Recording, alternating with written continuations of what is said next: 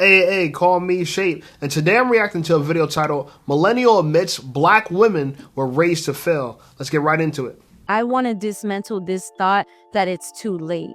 Yes. Because I think that I'm a millennial, and like millennial women were really set up for the okie doke because they told us from when we were little, don't depend on anybody. Make sure you get your own. Always be independent. Go to college. Get an education. Don't have a don't put a man before your, like, we were hammered. The messaging was go to college, have something that you can stand on, and then think about a man and a baby. And a lot of us did that, and what that did was it made... They told you life in reverse. I say go get a man and a baby first, then go to college. That's just me, you know what I'm saying? Or go to college and meet your man in college. Made us older, entering motherhood, or we started thinking about making a family later, and then I feel like we just got shamed on the back end. We were like, wait a minute, but I thought this is what we was supposed to do. So they told you to do the okie doke, and then when you do the okie doke, they make fun of you. Man, whoa. I don't know what kind of magic trick that was, but that was crazy. American Black women were set up to fail. In relationships, at least. We were sold a pipe dream and believed that we could attain the level of success we saw portrayed in movies or magazines. Feminism promised freedom because it gave women economic independence from men and meant they were no longer trapped in marriages that were often assumed to be abusive, toxic, and unfulfilling. The freedom to work, earn money, and pursue one's destiny apart from the burden of a husband and child gave women a kind of flexibility and agility that previous generations of women did not have. Women were told that somehow securing a stable job is foundational to being a smart, progressive woman, and that the best women out there are those who are getting the bag. The smart and safe best choice for Black women was to build oneself up through a career before putting serious thought into making a stable commitment to a man. Oftentimes, these messages were coupled with traumatizing anecdotal stories, usually of women in the family or close friends who found themselves stuck in toxic marriages and wished for a way out. This kind of fear-mongering was the perfect way to influence young millennial women to avoid the sins of their previous ancestors and protect themselves from getting their own money, by getting their own money so they ain't got to depend on those ninjas. Along with that was the harsh discouragement of getting involved with anyone while you were too young. After all, you're supposed to spend the best of your young adult years, quote unquote, finding yourself. Sadly, you know what finding yourself means too, right? Being a 304. Hook up with different men to find yourself, and you're going to figure out what you like. You know, ride the Brock carousel, and you're going to find yourself. Try all the different Brocks out, and you're going to find yourself. It's all lies. It's all lies, you know. The truth is, once you had one Roscoe, you had them all, in a way, sort of. But it's better than having them all, actually. It preserves your value. Woman, you were told not to preserve your value. You were told to let your value just expire while you're out pursuing a career, a business, whatever. Right? And to me, it's sad because women have a small window, a small prime reproductive window. It's not forever. You know, yeah, can you have kids in your 40s? Yeah, you can. It's not the best case scenario. Supposedly, the way it works is that a woman's born with all her eggs, right? That's all her gametes, right? Her sensual gametes, okay? Men, the gametes is the sperm. We know that, right? So women, they're born with all their eggs. Let's say 2 million eggs, supposedly. I don't know, allegedly, right? And as they get older, they release eggs when they start puberty. The problem is, so, you know, the period, right? That's the egg being released, right? Detaching, right? So, supposedly, the best eggs are released when they're younger, right? 19, 20, these type of things. When they're early on in their puberty. And then it's kind of like the best out first and the worst out last. So if you wait longer, you're guaranteeing that your best potential eggs are gone, and that the last decent, I guess, like the bottom half of your eggs are the ones that they like save for the very elder age. You know what I'm saying? Which makes kind of sense, right? To deliver the best eggs potentially when you're young as possible, not to save the best eggs for when you're older. I'm saying all this to say that it doesn't make any sense to delay starting motherhood. It doesn't make any sense. Okay?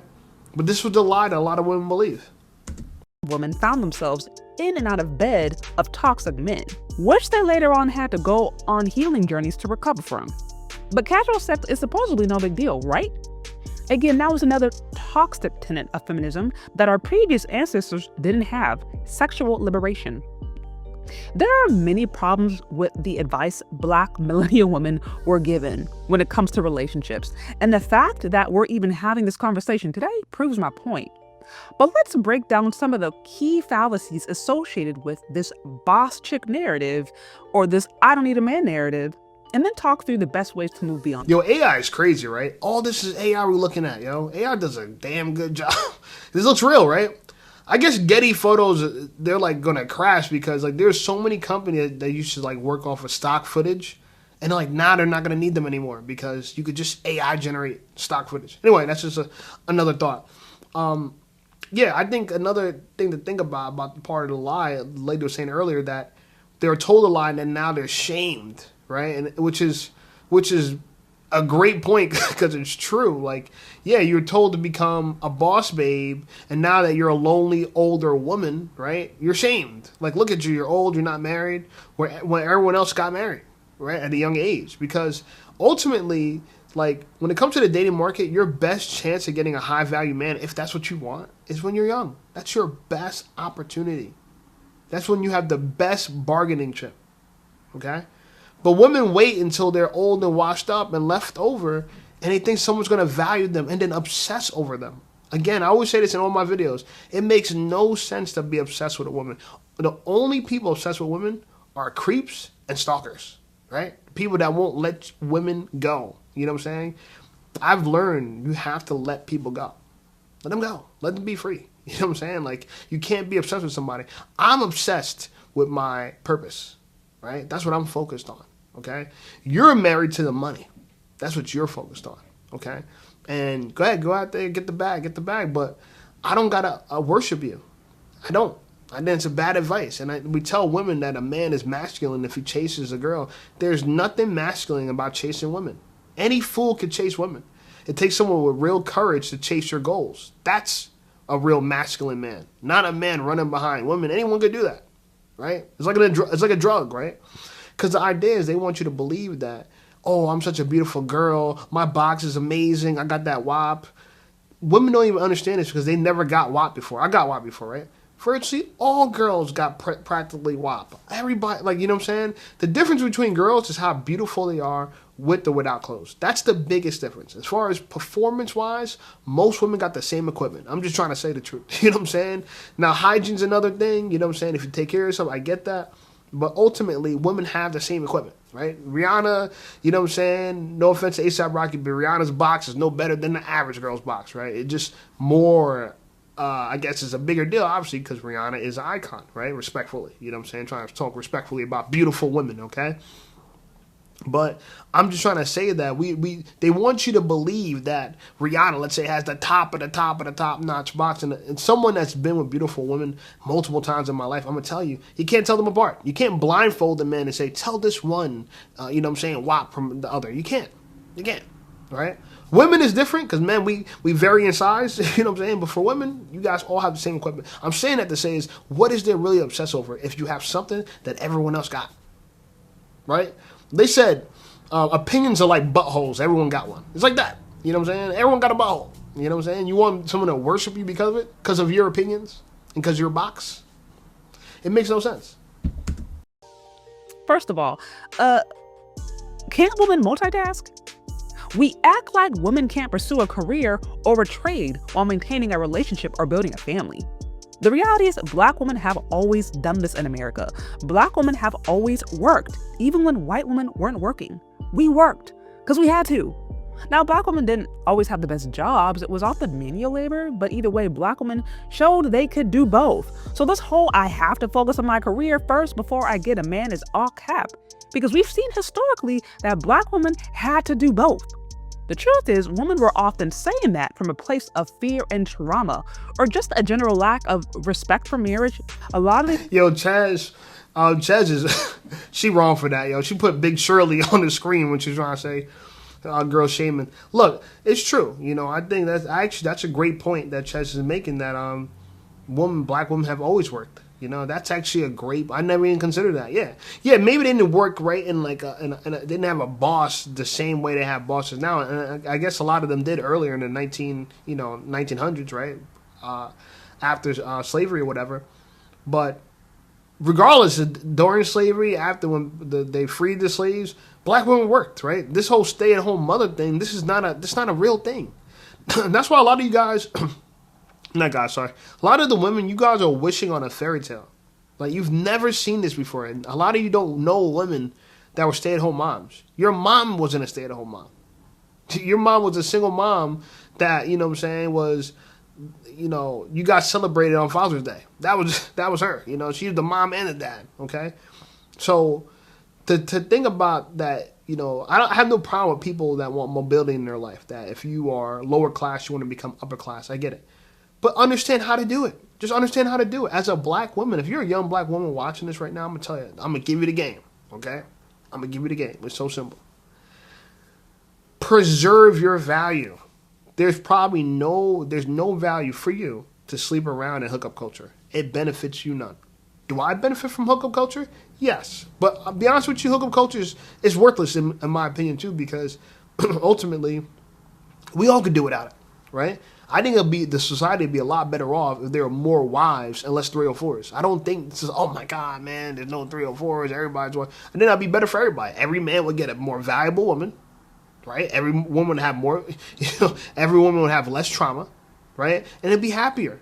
When y'all get passed around, I don't think it makes y'all happy. I think a lot of women get resentful, you know what I'm saying, being passed around. I'm telling you. They might not feel like they're being passed around. I know one girl, she used to tell me, she's like, oh, I felt like I was getting mine. Okay, you're getting yours, but, you know, it's still, you know, at the end of the day, you got mileage on that. You know what I'm saying? It's not the same for men. It's just a double standard. We're not the same because we don't, again, our wombs, we don't have the same type of expiration date for our reproductivity.